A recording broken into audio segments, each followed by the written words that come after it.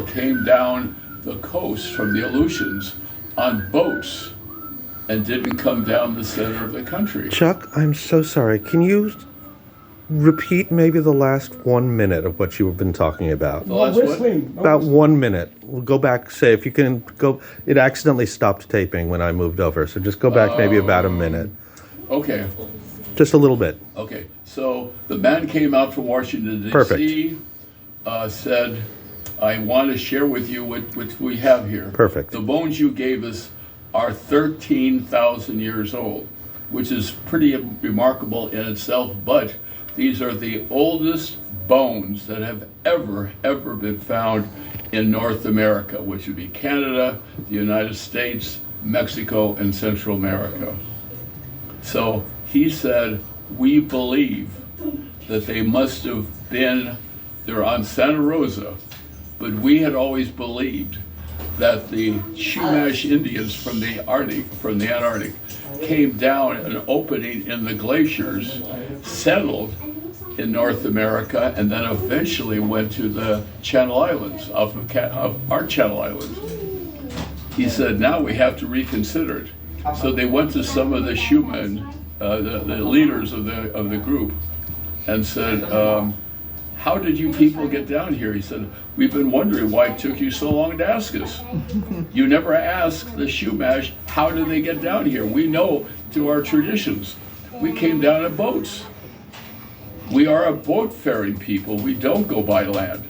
And yes, we came to the Channel Islands up in Northern California first, settled there, and then eventually moved to the rest of the country. So they are the cradle of civilization of North America. Is just one of our islands. Now, the thing that really bothers me is it could have been also connected with the Channel Islands down here. The reason we don't know is there was a grave robber by the name of Ralph Glidden. All he liked to do is just collect bones. He didn't indicate where he found them. He never had them DNA'd. He even had a bones room, a museum just down from where the Chimes Tower is, from around 1940 to 1950. He lived on the island? Oh yeah, he died here on the island. I knew him, at least recognize him. Sorry, his name again? Ralph Glidden. So Glidden. Yeah. So he dug up all of these bones just to dig up bones. He didn't indicate where he found them. In fact, if you go to the museum, there is a Ralph Glidden room, and you're going to see him with a 7-foot tall Indian that he has there. Okay.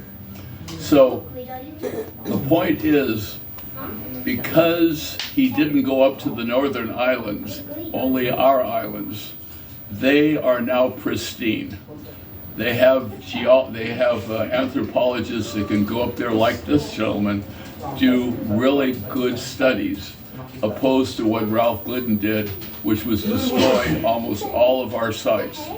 So my point is, we could have also been part of that civilization that moved from our Channel Islands to the rest of North America, but we don't have any proof because Ralph Glidden destroyed it all so bad. Now, maybe someday, if we have a major rain like we've had, and it digs deeper than what Ralph Glidden could dig down to pull up the bones, maybe we'll have our Arlington Spring situation, but right now, we don't. So I think that's about it of that story. So like, all the bones he had, you have no idea where he dug them up. Like it could have been anywhere on the island. Like, What? All the bones, you have